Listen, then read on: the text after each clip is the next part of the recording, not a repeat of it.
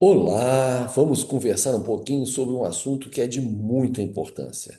Nós sabemos a importância da comunicação como uma ferramenta fundamental da liderança, da gestão de equipe, do bom relacionamento interpessoal, mas hoje vamos falar de uma modalidade de comunicação que, em geral, acaba trazendo dificuldades para muitas pessoas, mas que é também, mais do que importante, é fundamental para que tenhamos sucesso nos nossos relacionamentos interpessoais, especialmente no ambiente de trabalho, que é o feedback, tá? O feedback, ele se faz necessário, antes de mais nada, porque nós temos percepções, imagens, ideias sobre o nosso comportamento que não necessariamente vão coincidir com aquelas que são mantidas por outras pessoas com as quais nós convivemos. E quando você tem divergência de opiniões, de percepções, se você não tem um canal saudável, que é o feedback, as coisas podem ser extravasadas por canais não adequados, como, por exemplo, as fofocas. E muitas vezes as pessoas vão ficar com raiva, vão ficar insatisfeitas. Evidentemente, os prejuízos para os relacionamentos são muito fortes, né? Eu quero apresentar para vocês essa teoria. Joe Harry, o nome, vem dos seus proponentes, um psicólogo e um psiquiatra, Joseph Law e Harry Ingham.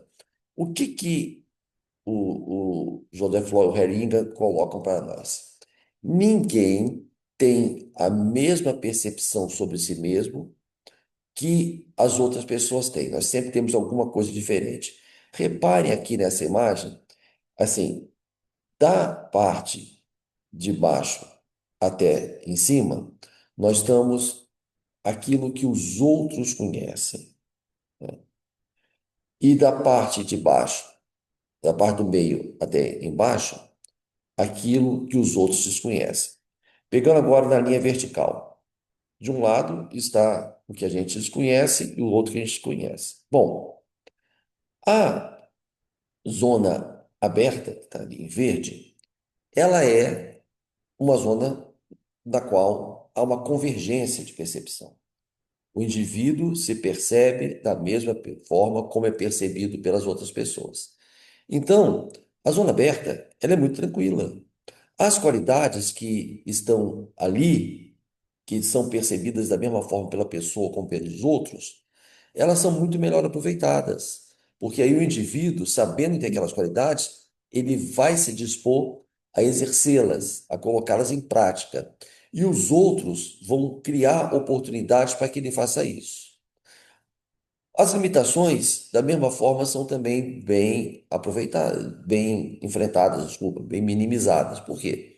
Se o indivíduo sabe que tem aquele problema, aquela limitação, ele vai fazer de tudo para conter os danos, as questões decorrentes. E os outros, sabendo que a pessoa tem essa limitação, vão também ter mais cuidado, né? Então, a zona aberta é uma zona tranquila. Já a zona oculta, o que que representa? A intimidade de cada um. Aquilo que você não dá a conhecer a todo mundo, você sabe, você tem consciência, mas você não dá a conhecer aos outros. Bem, essa zona oculta, evidentemente, ela vai variar extremamente de acordo com o relacionamento. As pessoas com as quais você tem mais intimidade, essa zona oculta, ela será menor. Já as pessoas que você conhece pouco, a zona oculta tende a ser maior, porque olha só, não são quadrantes do mesmo tamanho como está essa figura, isso é só um símbolo. O tamanho de cada um desses quadrantes vai depender muito da personalidade de cada um, do relacionamento, quem é esse outro. Né? Porque pessoas que conhecem melhor a gente, elas evidentemente nos conhecem, né? Tem uma zona aberta, por exemplo, maior, uma zona oculta menor, né? E também da prática não do feedback. A zona oculta, em relação ao ambiente de trabalho, ela precisa ser tratada com sabedoria. Ninguém deve ser uma ostra fechada em si mesmo, que as pessoas convivem com essa pessoa e nada sabem a respeito dela. Isso é muito até antipático.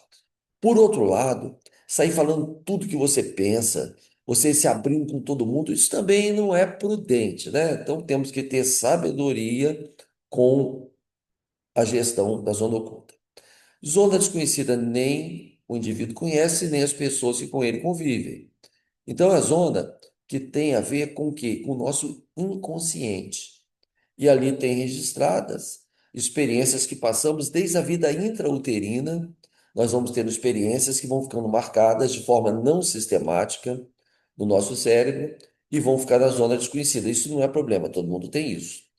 Quando essa zona desconhecida começa a nos dar algum tipo de desconforto, a trazer problemas para a gente, como fobias e dificuldades, é uma terapia. Tem que buscar um apoio do terapeuta, né, para poder você trabalhar essa zona. Mas, a princípio, não é algo que a gente se preocupe no ambiente de trabalho, né? O máximo que pode fazer, um gestor vendo que um liderado tem problema de zona desconhecida, é indicar para o meu amigo, você deveria fazer uma terapia, buscar um apoio especializado. Tem até organizações que custeiam, né, esse tipo de trabalho. E aí chegamos na zona cega, esse azul que está aqui em cima. Essa é uma zona perniciosa. Por quê? Todo mundo vê, menos a própria pessoa.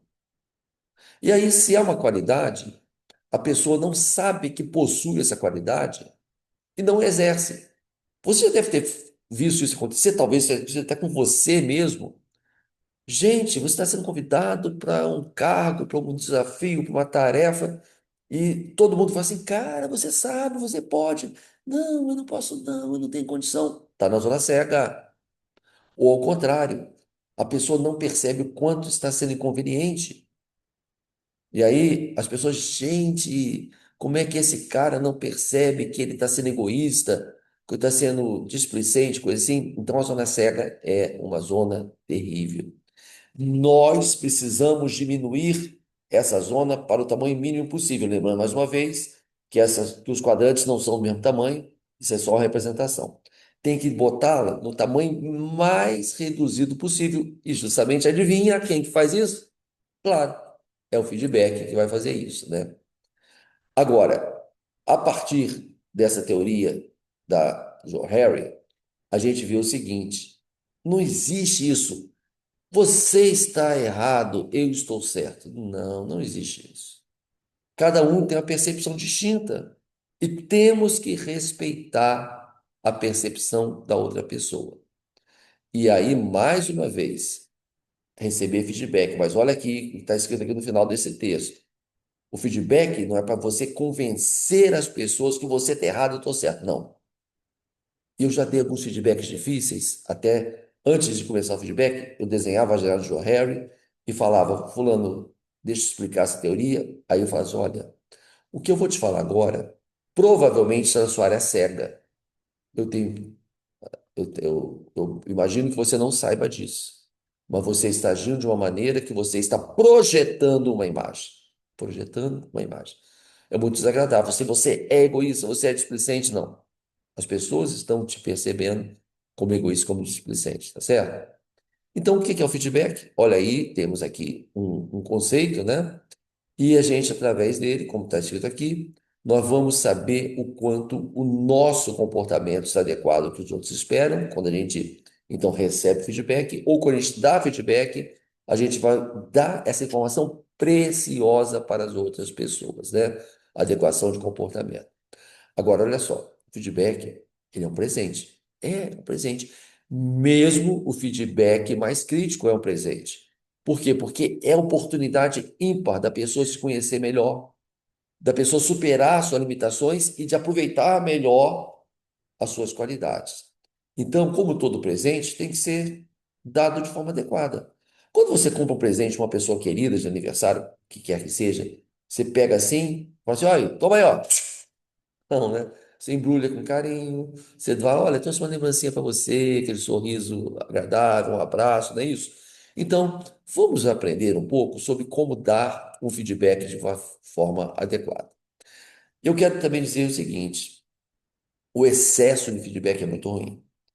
Se você fica com alguma pessoa o tempo inteiro apontando limitações, pontos de melhoria, ela fala assim, puxa vida, as pessoas não gostam de mim, nada porque eu faço serve, nada presta. aí começa a entrar no ouvido, sai no outro. Ao contrário também, você fica o tempo inteiro elogiando a pessoa, banaliza o elogio, a pessoa já não valoriza mais. Então, o feedback, ele deve ser dado de maneira realmente pontual e nos momentos em que houver ou uma questão a ser corrigida ou algo a ser realçado de positivo que seja relevante. Não dê feedback em excesso. E também não se abstenha de dar, né? Tem que ter uma boa razão, né? E olha aqui, segundo esse autor, Rogério Martins, é para reforçar um comportamento desejado e um comportamento relevante? Beleza.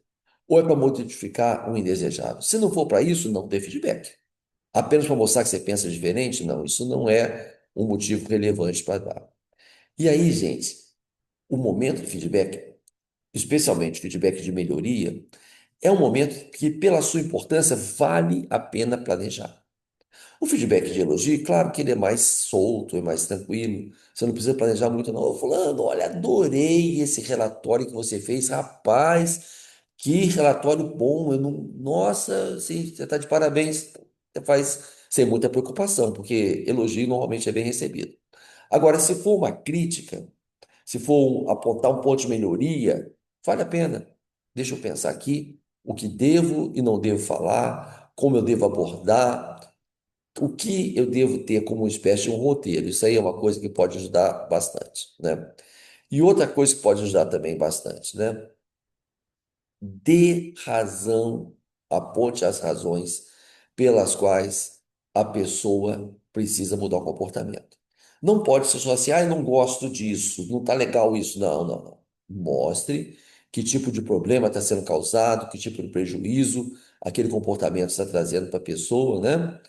E mostre também que aquela pessoa pode se beneficiar quando muda o comportamento. Isso é muito importante também. E aí, quando você for oferecer feedback, chame a pessoa pelo nome. Começa por aí.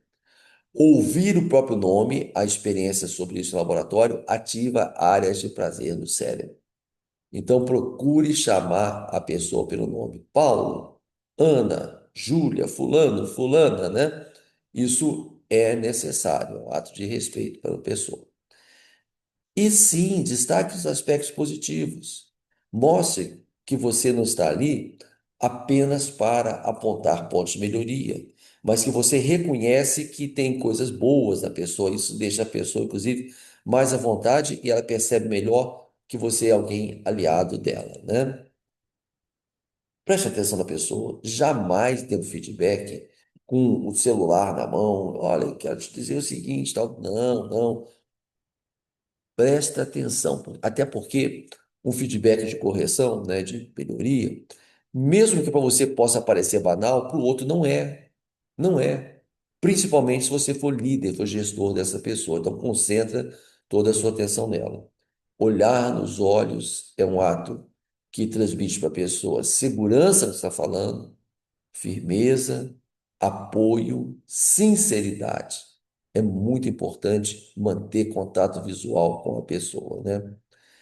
Clareza e precisão. Ninguém pode sair de uma sessão de feedback sem ter entendido exatamente o que está errado. Então, aponte, olha, o que não está legal é esse comportamento, essa maneira, né? Fale de maneira que esteja bem evidente para a pessoa que está recebendo o que exatamente precisa ser melhorado. O que é ser assertivo? É falar algo de uma maneira firme, porém cordial. É o contrário de dois outros comportamentos que são ambos indesejáveis. Tem pessoas que são agressivas, que falam que tem que ser dito de uma maneira nada cordial, maneira ríspida, o que é muito ruim. Outros, porém, são passivos. Não falam o que tem que ser falado, ou então ficam cheios de dedos, cheios de melindre, o que também é ruim. Então, nós temos que falar de uma maneira adequada. Eu li certa vez num livro um exemplo muito claro da diferença dessas três posturas. O exemplo foi o seguinte: uma pessoa chega num restaurante e pede um bife bem passado. Quando o garçom traz o bife, ele está mal passado. Aí, se essa pessoa é alguém passiva, o que que ela faz? Puxa, que droga, né? Eu pedi bem passado, não veio. Ah, deixa eu falar, vou comer assim mesmo. Esse é o passivo. Se essa pessoa é agressiva, vai falar de forma ríspida. Garçom, cara, eu pedi um bife bem passado, olha o que que veio aqui. Pô, pelo amor de Deus, troca essa porcaria. E a pessoa assertiva. Garçom, por gentileza, creio que houve um engano, porque eu pedi um bife bem passado, veio mal passado. Você pode pedir, por favor, para que passe um pouco mais meu bife? É isso, tá? Então sejamos assertivos. Nem agressivos e nem passivos. Empatia, colocar-se no lugar do outro. Como você gostaria, por exemplo, que o seu gerente desse a você o feedback que você está dando ao seu liderado? Então, fale com o outro, faça com o outro aquilo que você gostaria que fizesse com você. Isso é uma regra de ouro nos relacionamentos interpessoais, né? Mais uma coisa, fazer perguntas. O filósofo Sócrates, ele desenvolveu, né, ele se expressava pela chamada maiêutica, que ao invés dele falar, olha, isso aqui é assim, assim, assim, assim, o que vocês acham disso, né? Uma boa pergunta, ela faz a pessoa caminhar, entre aspas, com as próprias pernas, tirar suas próprias conclusões. Então, assim, fulano, você ontem fez isso, isso, isso. Como você acha que seus colegas do setor se sentiram quando você fez isso? Que tipo de impacto essa sua ação pode ter tido neles? Então, é algo que as pessoas vão se conscientizando. Fica mais eficaz, porque quando a própria pessoa chega a uma conclusão, essa conclusão costuma ser mais forte, fica mais gentil, porque não é você que está apontando o dedo, está deixando que ela própria desculpa, tá? Então é muito bom fazer perguntas para a pessoa. Agora, trocando de posição, recebendo feedback, né? Primeira coisa, ouça a pessoa de forma cuidadosa. Não fique interrompendo a pessoa que está te dando um feedback, né? Porque isso é algo extremamente deselegante. Mostra insegurança ou arrogância de quem está recebendo. Você pode retrocar? Sim, pode. Você pode falar assim: olha, fulano, você desculpa, mas eu não concordo com isso, mas deixa a pessoa falar. Jamais interrompa. Relaxe. Sabe quando você vai tomar uma injeção? Que se você ficar com uma situação assim de tensão, ai, ai, primeira injeção, a agulha vai doer muito mais, não vai? Da mesma forma, se você ficar, ah, meu Deus, vai me falar e ficar tenso, vai ser pior. Então relaxe. É, até porque quem está dando feedback não é seu inimigo, não é seu adversário. Se a pessoa fosse sua inimiga, ela não te daria feedback, estaria falando mal de você por trás, né? A gente não dá feedback para quem a gente não gosta. Da mesma forma que você faz perguntas quando você dá feedback, faça quando você está recebendo, se tiver algo que não está claro para você. Então, não saia de um feedback, de uma reunião de feedback, sem ter realmente clareza do que o outro gostaria que você fizesse ou do que o outro gostaria que você não fizesse. Pergunte o que for necessário. Certamente, algumas coisas, se não tudo, que a pessoa falar, estarão de acordo com a sua própria percepção. Então, reconheça. É realmente isso aí, tá? E aquilo que não estiver de acordo, respeite. Você reconhecer o que tiver de acordo com a sua percepção e mostrar que você respeitou aquele que não está de acordo, isso demonstra o quê? Maturidade, segurança. É muito importante que você tenha isso como prática. Bem, eu espero ter contribuído para que você compreenda melhor a natureza, a importância e como dar e receber feedback. Pratique, tá bom? Forte abraço.